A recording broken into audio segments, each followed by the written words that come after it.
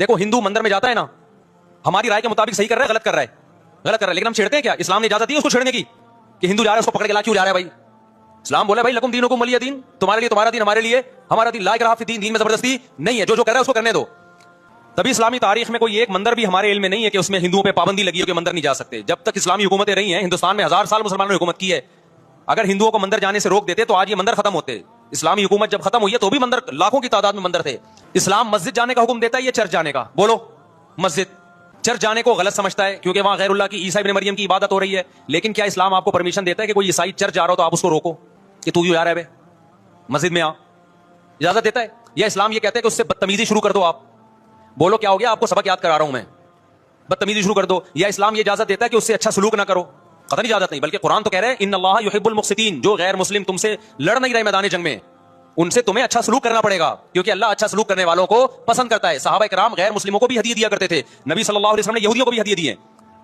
تو جو مذہب اسلام کی طرف منسوب نہیں ہے, جب ہمیں ان سے اچھے سلوک کا حکم ہے, تو جو مذہب اسلام کی طرف منسوب ہیں, قطع نظر اس سے کہ وہ اس دعوے میں سچے ہیں یا جھوٹے, یہ تو بحث ایک الگ ہے, لیکن نسبت کس کی طرف کر رہے ہیں؟ اسلام کی طرف. تو ہمیں ان سے بدتمیزی بدسلوکی کی کہاں سے اجازت ہوگی؟ تو میں نہیں کہہ رہا کہ آپ شیعہ بریلویوں سے دشمنی کرنا شروع کر دو, ان کی دعوتیں اٹینڈ نہ کرو, ان سے کاروبار چھوڑ دو, یا ان کو جا جا کے تنگ کرو, کیوں سبیل لگا کے بیٹھے ہو, کیوں ماتم کر رہے ہو, یہ کام مت کرو آپ. ہمارا ملک اس فرقواریت کا متحمل نہیں ہے, سے فساد پھیلتا ہے. لیکن اپنی پوزیشن آپ واضح کرو, ایک لکیر ہے آپ کھینچ دو. اگر کوئی شخص آپ کے سامنے صحابہ کو برا بلا کہتا ہے, آپ بولو بھائی یہ میری باؤنڈری کیا ہو رہی ہے, کراس. میرے سامنے آپ کو ان بزرگوں کے خلاف بولنے کی اجازت نہیں ہے جن سے مجھے عقیدت ہے. اگر یہ کام آپ نے کیا تو ہماری اور آپ کی راہیں الگ الگ. آپ کا جو مذہب ہے بھائی, آپ بند کمرے میں, آپ کے امام بارگاہ میں, آپ کے مسجدوں میں, جہاں بھی ہے وہ آپ کا نجی معاملہ ہے. ہمارے سامنے آپ نے کوئی ایسی بات نہیں کرنی جو ہمارے عقیدے کے خلاف ہو, تو آپس میں دوستی رہے گی. اب دیکھو عیسائی آپ سے ملتا ہے, آپ گپ شپ کرتے ہو, کھانا کھاتے ہو, لیکن عیسائی بار بار بولے میں آپ کے نبی کو نہیں مانتا, میں آپ کا نبی, آپ بولے بھائی تو نہیں مانتا تو ہم نے کب کہا کہ مان تو, لیکن میرے سامنے بار بار کیوں کہہ رہے کہ میں تیرے نبی کو نہیں مانتا؟ یہاں سے آپ کی اس کی دوستی کیا ہو جائے گی پھر, ختم.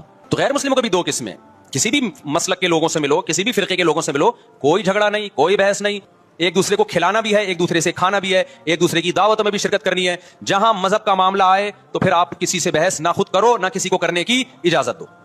اگر کچھ سیکھنا چاہتا ہے تو آپ بولو بھائی علماء کے پاس آ جاؤ, آپ کو کوئی اشکال ہے تو ہم وہاں آپ کا اشکال حل کر دیں گے. اس سے آگے بڑھنے کی کوشش بولو مت کرو, اس سے ملک میں امن ہوگا. باقی فرقے ہمیشہ سے ہیں بھائی, آج کوئی نئے تھوڑی ہیں, اور یہ ہمارا کام تھوڑی ہے فرقے ختم کرنا. یہ تو عیسیٰ ابن مریم جب نازل ہوں گے, حضرت مہدی آئیں گے, وہ تلوار کی طاقت سے ختم کریں گے, ان کے پاس یہ اتھارٹی ہوگی کہ وہ فرقوں کو ختم کریں. آپ نے یہ کرنا ہے کہ دوسرے کے مسلک کو چھیڑنا نہیں ہے اور اپنا چھوڑنا نہیں ہے. مسئلہ آپ کے ساتھ یہ ہو رہا ہے کہ دوسرے کو چھیڑ بھی رہے ہو اور اپنا چھوڑ بھی رہے ہو, دونوں الٹے کام کر رہے ہو. ایک طرف بحث کر رہے ہوتے تم ایسے, اور دوسری طرف وہی بنے ہوئے ہوتے تھوڑے دنوں میں جا کے.